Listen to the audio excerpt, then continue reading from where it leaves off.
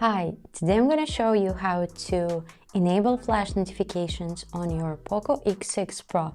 So first of all, we're going to go to the settings menu and we're going to scroll to the very end of it to the additional settings. And here we're tapping on accessibility and on hearing. So here we go into the beam for notifications.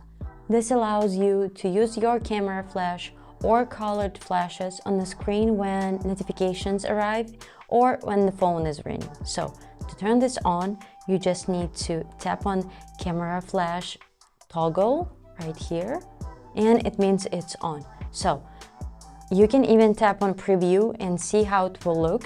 So let's do it. We tap in on preview. Cool, right?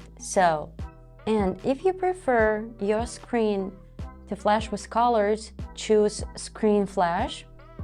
So for example, I would like to choose purple, and we just need to tap on preview. Amazing, right? And to turn this option off, you just need simply press on this toggle again.